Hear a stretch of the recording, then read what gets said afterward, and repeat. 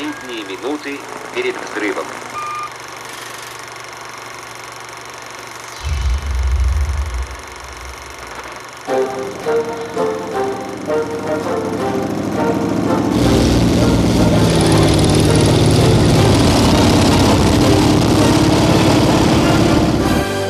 Ok, d'accord, j'ai le pneu crevé.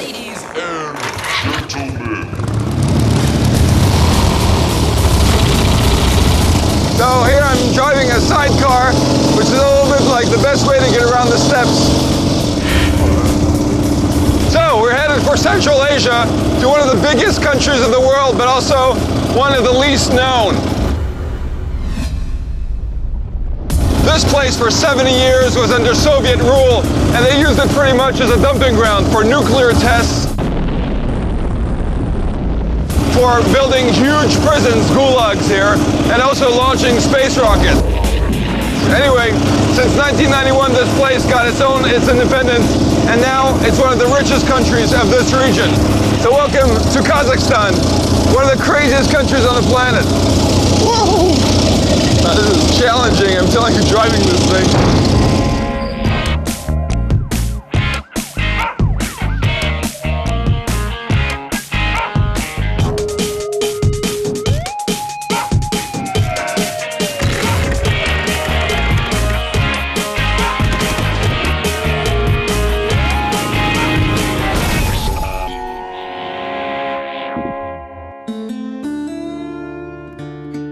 It's probably most famous for the character Borat, but Kazakhstan is the 9th largest country in the world.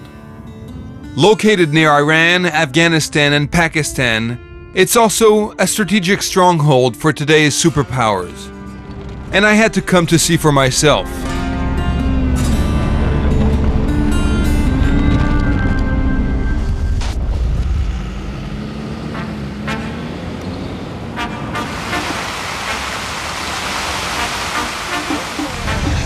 So, dark glasses, a convertible, luxury buildings, and lots of sun.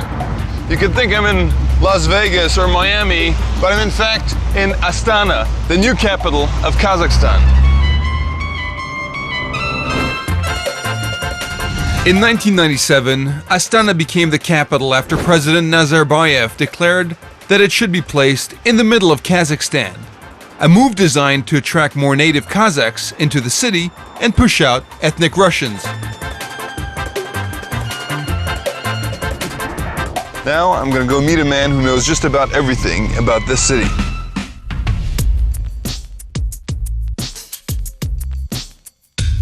Our tour guide through this wonderland is Sagandik Zamulatov, part of the team that designed the new Astana.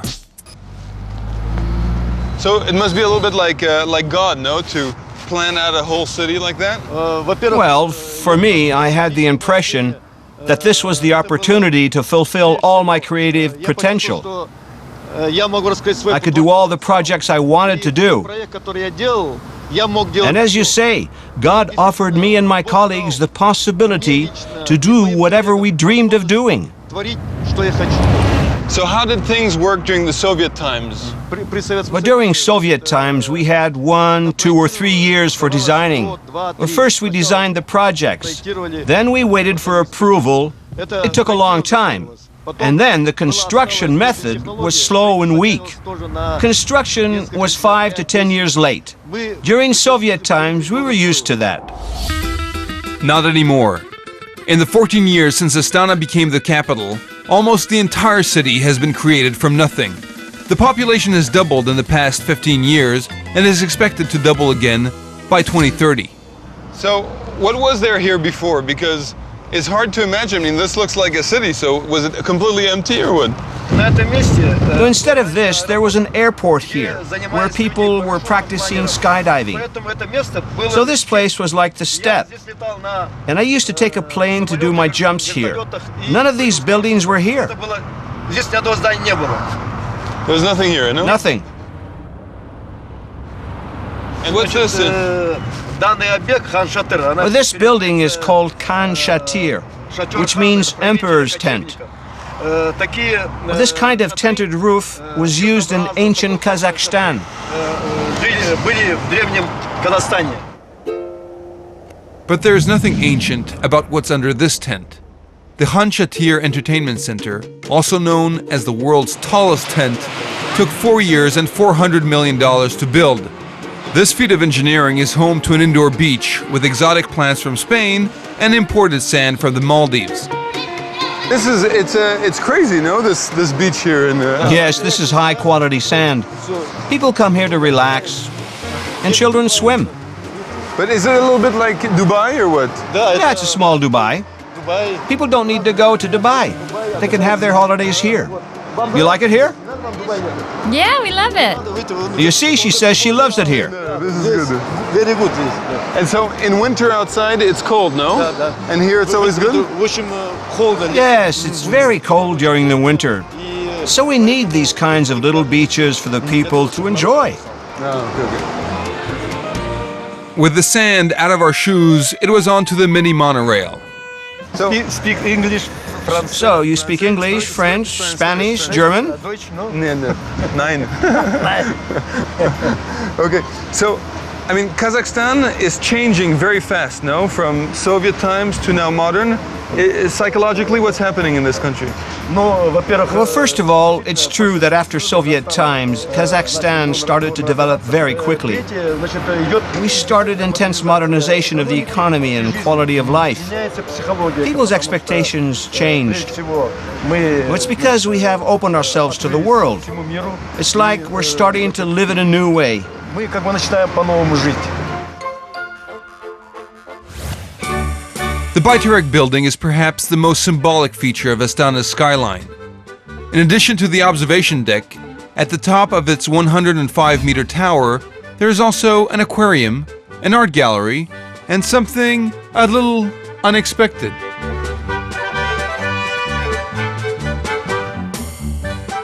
And this, what is this? This is a cast of the president's palm, which symbolizes life of Kazakhstan's new capital city.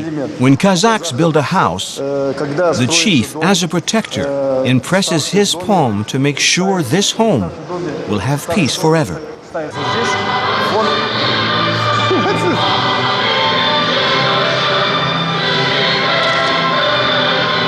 This is our national anthem.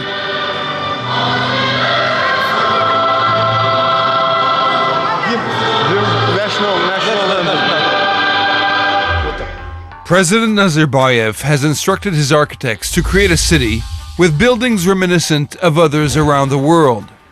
The presidential palace looks suspiciously like another White House I know. Yet, that endless Kazakh steppe lurks relentlessly at the edge of town. So I must say that there's a little bit of a cult of the personality here of the president in this country. Obviously it's not as bad as some Soviet leaders had it in the 30s, 40s, and 50s, but you still certainly have that here. What does he represent? The president? The president? Wait, okay, we understand. You have to put your head on it. For all Kazakh people, the president or any other head of the nation is like the father of this country. What's this?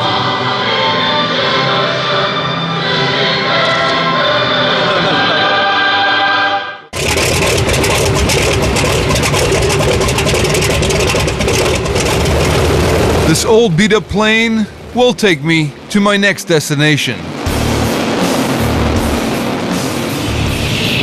We're traveling more than 1,000 kilometers directly south of Astana.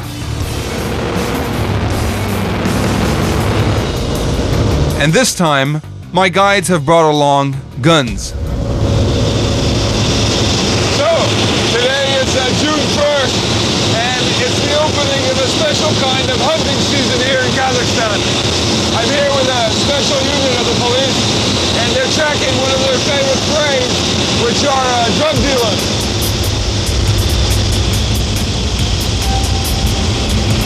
So, right now we're flying above the Chu Valley.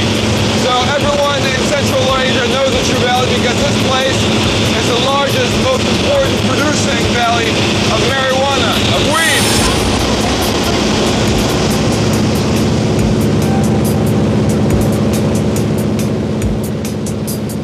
Colonel Shopiran Zapapayev is chief of police and head of the drug enforcement agency here. So, Colonel, is this one of the biggest drug trades in Asia?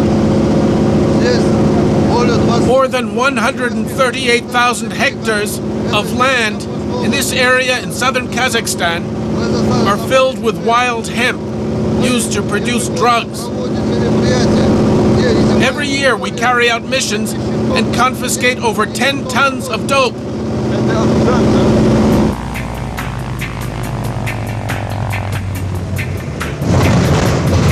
There is a limited police force to patrol this entire region, which is bigger than England. And there is enough land here to produce 145,000 tons of marijuana each year. They call this the True Valley, so I thought it was an actual valley, but in Kazakhstan, apparently valley also just means flat area, so clearly this country is all flat. But what's amazing here is that you can smell in the air the smell of marijuana. It's very, very strong, very potent. These wild cannabis plants have so far outsmarted all attempts to get rid of them. So what you see here is these are small plants actually, because the colonel tells me that in September, the plants will be 2.5 meters high. These are huge, massive plants. The counter-drug unit is underfunded, so they focus on the growing and harvesting periods, when traffic is closely monitored. This is our special counter-drug unit. They keep a sharp eye out. So how did, what is this weed indigenous from this region or what? According to myth, during the times of the Silk Road, when the Silk Road went through the Chu Valley, an Indian caravan that reportedly carried contraband goods to the south of Central Asia was caught in a strong storm, and the caravan with marijuana fell to pieces. Some seeds remained here. Today, it grows here as a wild plant.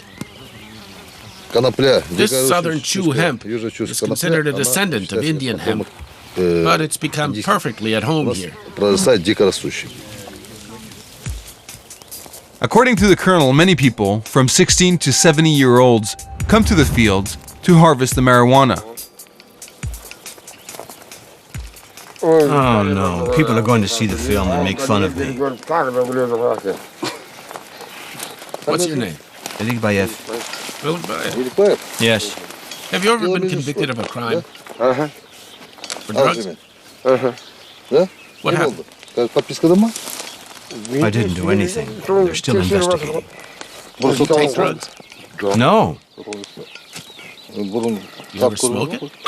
No, I grew up here. Well, then why were you convicted? Oh, it's a long story. After being searched, the old man is let go.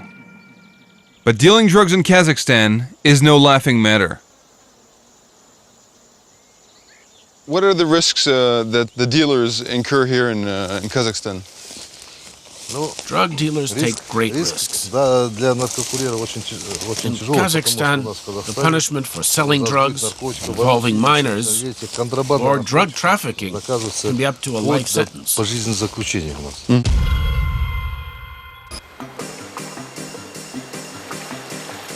And the marijuana does travel. Across the True River, away from the fields of weed, are roads where the drugs make their way to Europe. Here, cars are randomly stopped and searched by police and their trained dogs. No, I mean the problem is that this region, Chu, is so huge. It's 400 kilometers long, 500 wide, and basically the only way to really catch drug dealers is to do these checkpoints on the road. That's how they transport the dope out. Apparently, this car looks like a good target for this policeman. So I'm covered in marijuana basically. So I hope the dog is not going to jump on me. Let's check. Search. Search. Search. Good dog. Search.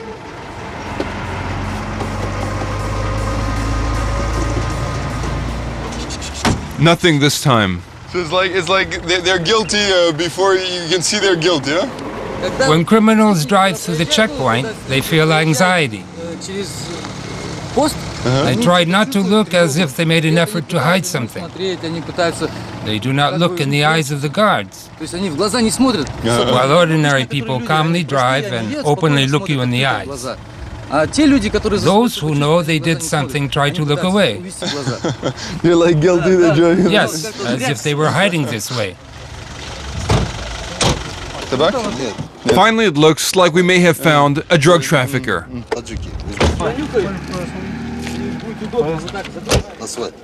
No, that's chewing tobacco.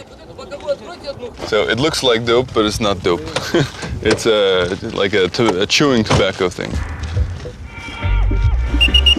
So I think I'm going to leave my new cop friends here to do their checkpoints, because we still have a long way to go in the huge, immense steppes of Kazakhstan. I have to go this way.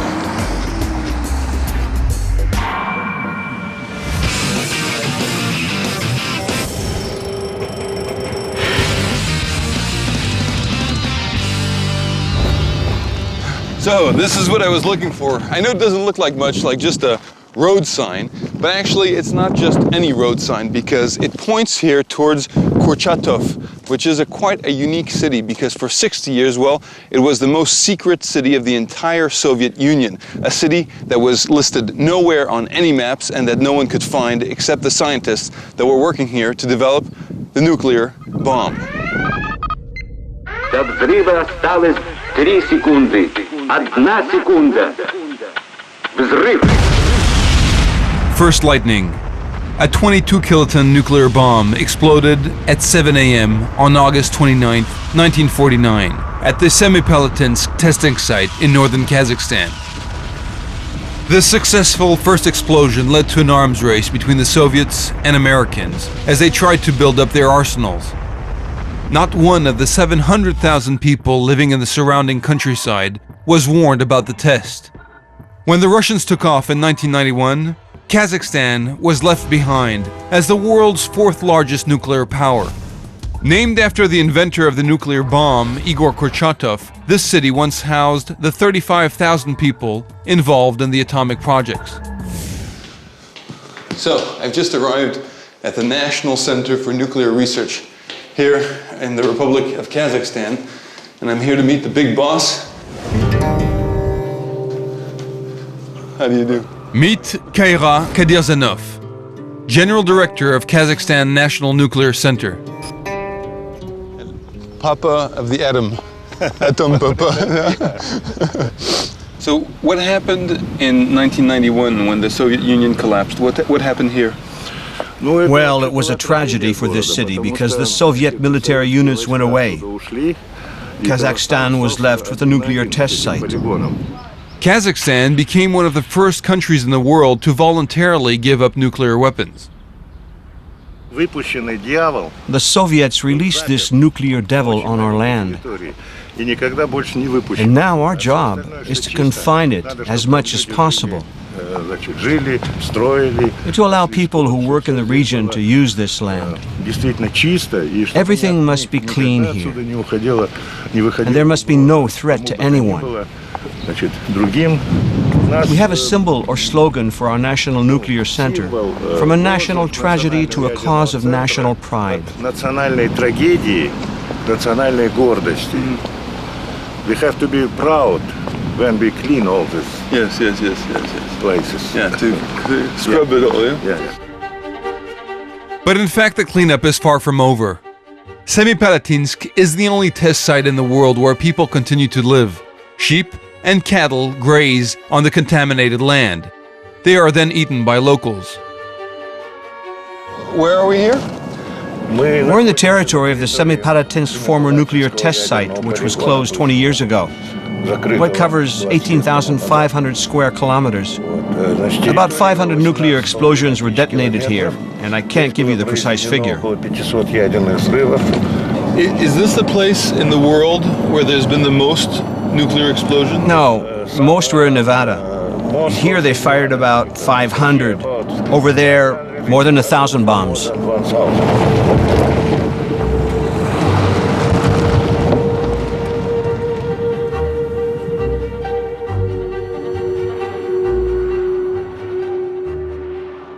We are traveling to Lake Balapan, also known as Atomic Lake, roughly 50 kilometers from Kurchatov. The lake was created when an underground nuclear test blew the top off a mountain. The resulting crater filled with water and is one of the most radioactive sites within the test area. Shepherds still water their sheep at the lake, not believing scientific warnings against doing so. And there is growing evidence that cracks in the rock bed have allowed radioactive materials to seep into the river Irtysh, that flows into Siberia and eventually the Arctic Ocean. Fish were introduced in the highly radioactive waters by the Soviets, and then local people were encouraged to catch and eat them. This is my special, okay, so I just have to tell you guys that the director here doesn't wear any protective gear. Why don't you wear? I'm professional. You're professional? This Kazakh strong. I unfortunately am not professional, so I have to wear this whole gear here, so let me just show you.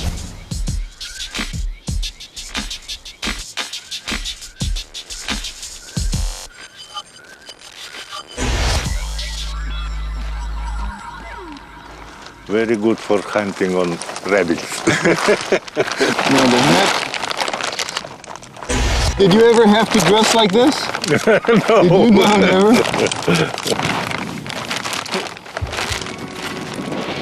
Accepted radiation levels should not be over 0.4 millisieverts. But as we walk toward the lake, the levels steadily rise.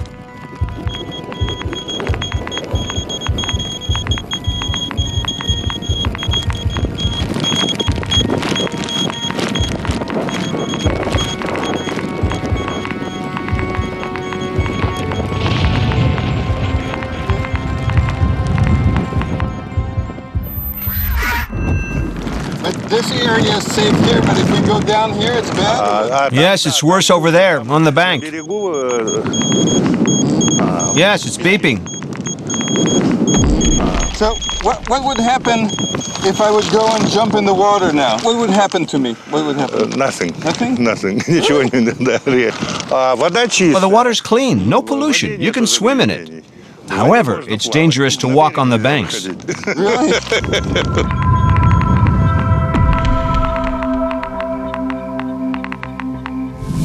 We can't stay here for very long, and Kyra takes me back to town.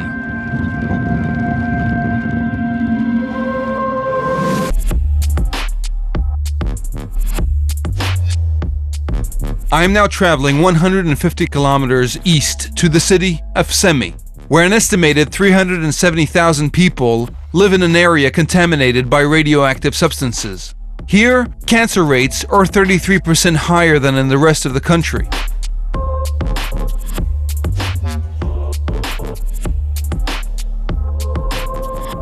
Dr. Tulekan Nurmagomedov is in charge of the Perinatal Center number 1 in Semi.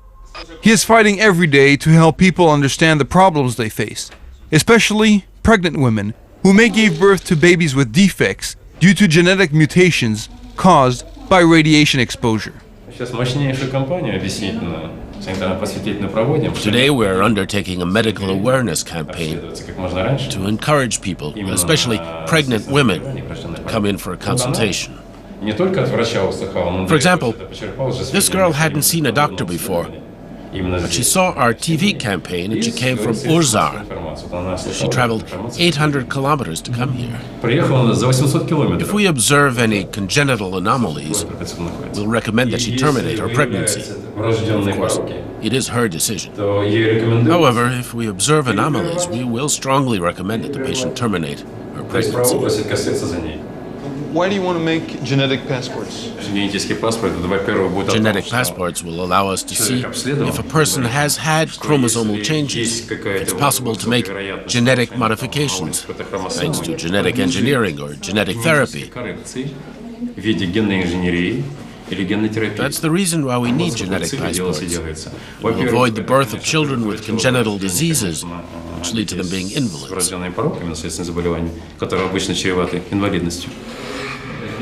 On our way to see the consequences of radiation, I wanted to ask the doctor about my experience at Atomic Lake.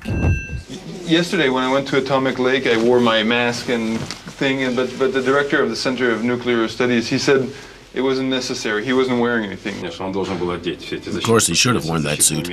Let's just say that he shows recklessness or sort of sick bravado. No, the rules have to be strict.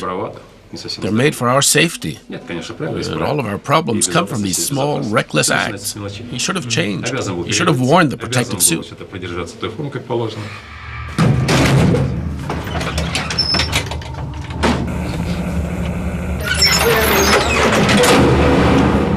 Here we are in the neonatal unit. Infant mortality here is 5 times higher than the average for developed countries. 1 in every 3 children born in the Semipalatinsk region has mental or physical defects. Embryonic defects are common, while cancer strikes teenagers and adults alike. About half the population suffers from immune system deficiencies.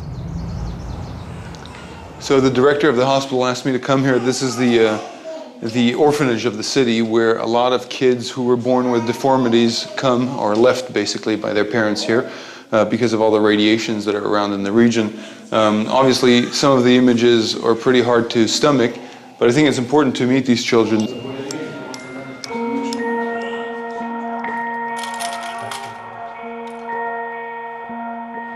These children suffer primarily from Down syndrome and hydrocephalus, which is an excess fluid buildup in the brain.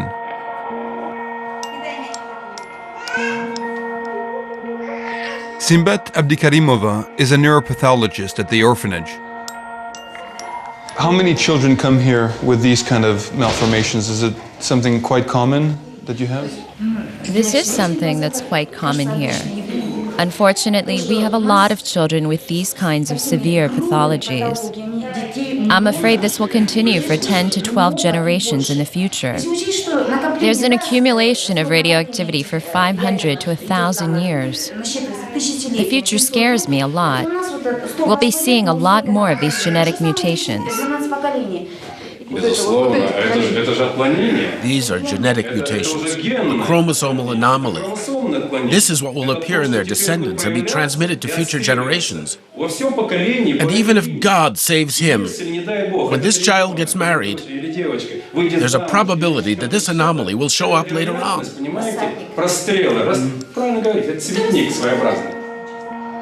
The environmental factors causing all this damage are slowly but tragically revealing themselves. The terrible legacy of a ruthless regime.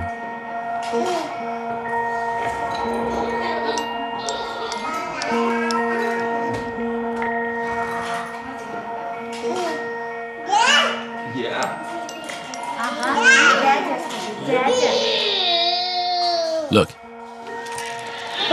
Look at his feet. You see how they're deformed?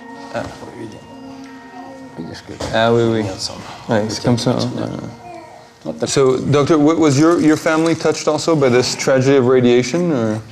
I was personally, and every other resident of the semi-region. We all have a negative opinion of the testing range. I'm talking like this because I've seen all of my relatives, my friends, my colleagues dying. Today, everyone who reaches 50 is faced with a countdown to death. Of course, all this is very painful. Of course, it's very difficult.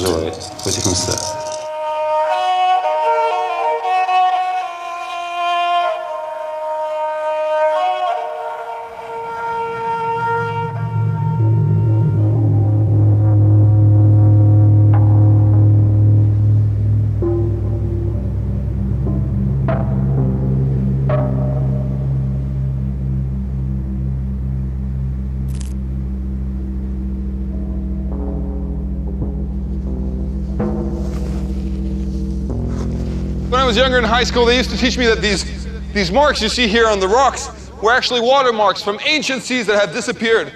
But right now, whoa, I'm in a very special place in Kazakhstan. I'm facing what's left of the Aral Sea. And actually, 30 years ago, well, these marks would have shown me swimming right now in this sea. But it's receded enormously, and this is actually one of the worst ecological catastrophes of the 20th century. It used to be more than 67,000 square kilometers, but the Aral Sea shrank to hold just 1/10 of its original volume. And by the 1980s, all 24 native species of fish had died. the fishing industry disintegrated. What was left in its place was a nearly 300-kilometer-wide salt flat, infused with pesticides from years of agricultural runoff. So, they built a dam a few years ago, and for the first time in 30 years, well, water is creeping back up. But, you know, only time will tell if this is a viable solution for the Aral Sea. Anyway, what you should really know is that this region is one of the main concentrations on Earth of the bubonic plague. Here, on what was the edge of the Aral Sea, is the village of Agbasti. This used to be a vibrant seaside town, full of fishermen and visitors on holiday. At the laboratory here, they study a disease that to many sounds like something from another era, but is in fact still killing people around the globe. The plague samples studied here come from specimens gathered at the nearby salt flats.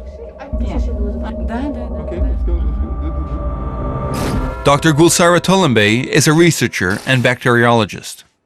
This is a very serious preparation, no? It's like, what is this? Why is it so serious? Everything has to be covered. This is a protective suit because it's possible that there will be plague in the samples. So, I mean, for me, the bubonic plague was this ancient curse of the gods that almost killed all of Europe. Does it? I didn't know it still existed. Yes, in Kazakhstan, the plague still exists. Because a natural source of the plague and carriers of the disease live in our country, the great gerbil. And of course, those who transmit the disease, parasites, like fleas. The bubonic plague kill in this region? Yes, there have been lethal cases. The actual plague cells that they are examining at this lab cannot be shown on camera for security reasons. If released in an aerosol form, some fear that the plague bacteria could possibly be used in a bioterror attack.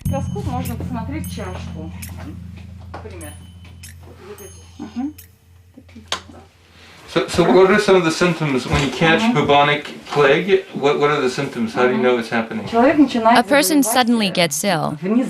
He gets a high fever, he starts to have headaches, his condition begins to worsen. If the upper limbs are affected, a cyst appears in the underarm area. If it's in the lower limbs, a cyst starts to grow in the groin. To make this medical diagnosis, liquid samples are taken from the patient's cysts and treatment process begins. So on a scale from 1 to 10, 10 being the most dangerous, how would you, what would the bubonic plague? This plague is considered an especially dangerous one. It belongs to the first group of all infectious diseases, and therefore it would be a 10 on this scale. 10. The maximum, yeah? Maximum.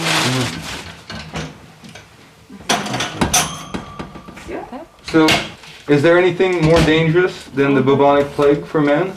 There are a few other diseases that belong to this group of dangerous infections: cholera and Congo-Crimean fever. These are the most dangerous diseases that belong to the first group. Anthrax is also one of them. But the tragedy isn't only a medical one. The majority of the population left to seek work elsewhere, but a few stay behind and raise livestock. So this was the sea, no? Yes, the sea was here before. And now there's vegetation on the bottom, so the rodents came, our great gerbil. All the land is occupied by these colonies of the great gerbil because the water's gone. If the sea were still here, we wouldn't have these rodent colonies. I see, so with no more water, so then there's more risk of bubonic plague, yeah? Okay.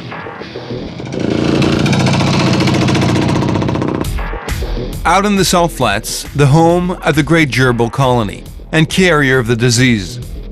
The Aral Sea anti-plague team fights to keep a pandemic from breaking out. For 3 months at a time, a zoologist, a bacteriologist, and a driver all live on the flats while they're on duty gathering samples and controlling the rodent population. This tent is their home away from home, with only a thin line of powdered insecticide separating them from the carriers of the bubonic plague. They say this is a protection zone, a place with no colony, a clean area.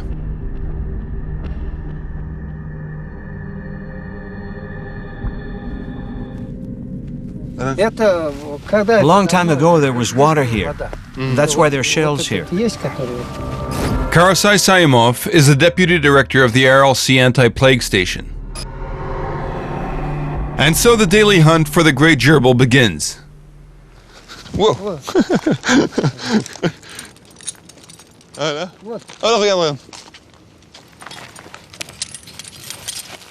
Regarde. What kind of animal is this? This is a great gerbil.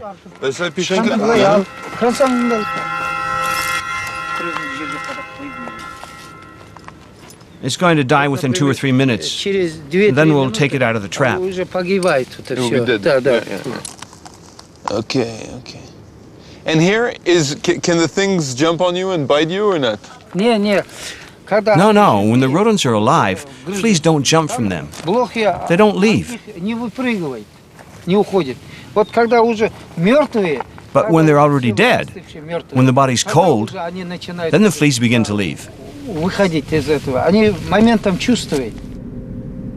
The rodents don't transmit the diseases to humans, but animals from each colony are captured and killed so the laboratory in Ekbasti can check to see if they are carriers of the plague.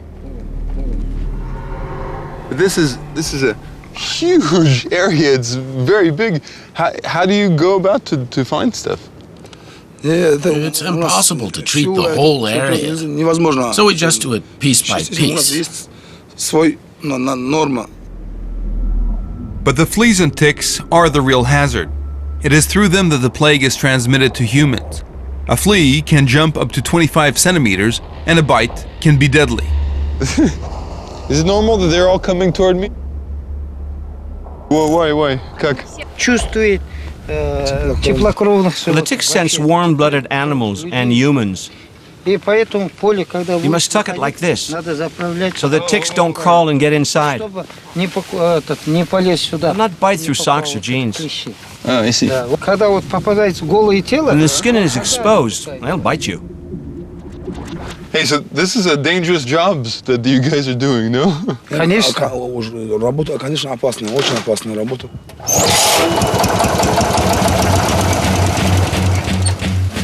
Now it's time to take action. We're heading off across the salt flats to find the great gerbil colonies that have been identified as having the disease.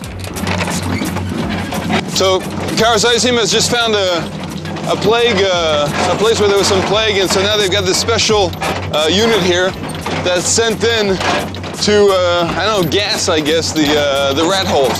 That's what we're doing right now. In fact, it's not gas, but a chalky powder insecticide called fipronil that is pumped into the rodents' holes and works to kill the plague-spreading fleas and ticks.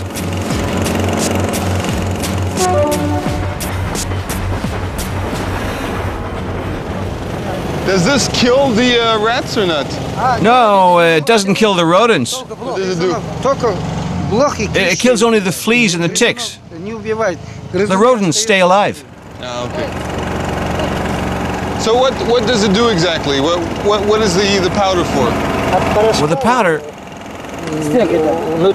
this white dust stays there. So when the rodents go in or out, the fleas dies from that poison. Ticks and fleas that are inside immediately die.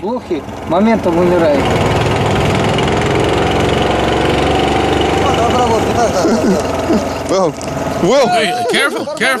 You can fall.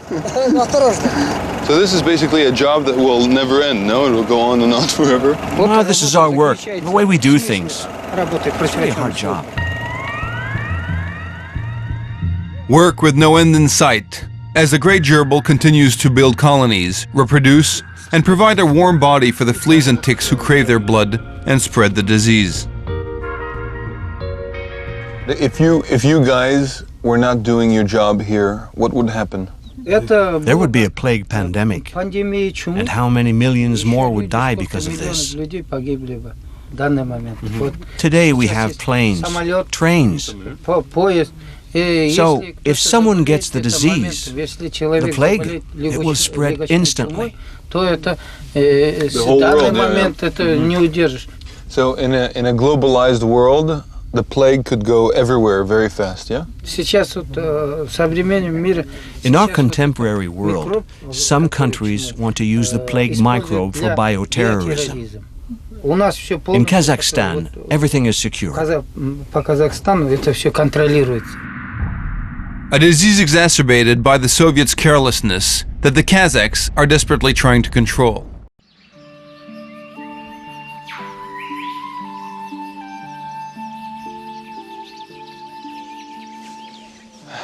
Oh, look how beautiful it is here.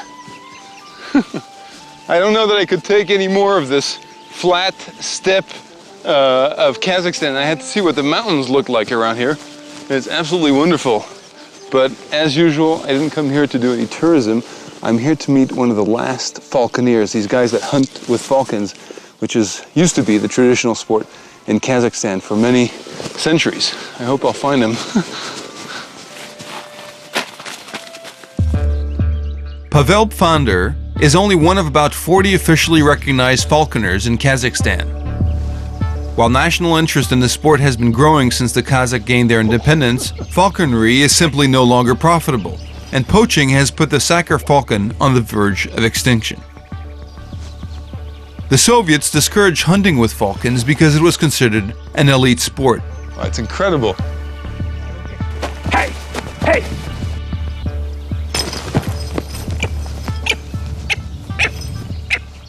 I was expecting a Kazakh to come. But so, where are you from? You're German? I was born here. In Kazakhstan? I'm German, yes.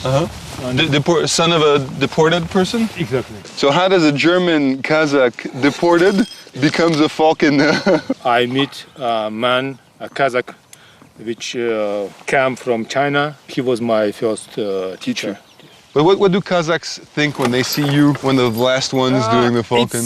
It's very, very difficult because many of them are very, very jealous. Jealous, yeah. During the Second World War, Germans were among the thousands imprisoned in Stalin's gulags here in Kazakhstan.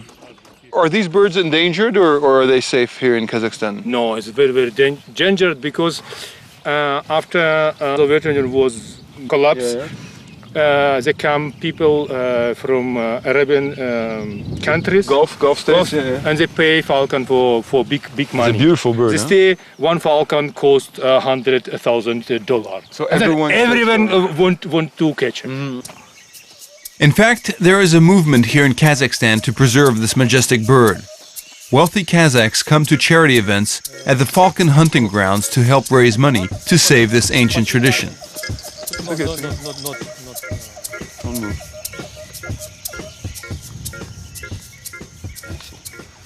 Do you think that I could hold it with the other glove? Of course. Better you have I take the glove, yeah. I'll go take the glove. Yeah. Yes. This is it. Okay, this is first time for me, huh? Yes? Yes? It's one rule. You hold this horizontal. It's as a principle like ladybug. If you will hold like this, the falcon or another bird of prey will try to go higher. I see. And then as the last he will come here, and it's the eagle, he will go with the talon through your okay. Aha. So you hold very, very fast because he can fly. Wow. It's amazing how light he is, huh? Light, but falcon with weight of 800 grams can catch every bird. The speed is more than 300 kilometers per hour. 300 kilometers per hour? Yeah. Wow. Well, guys, this is the end of our adventures through Kazakhstan. I hope that you've enjoyed it. I mean, it's an incredible country, a very flat country too, but finally here we made it to the mountains. Anyway, I hope you enjoyed these adventures. I'm going to stay here a little longer with this incredible falcon and see if I can learn a few more things about it. Until then, I hope to see you somewhere else on the planet soon. Take care.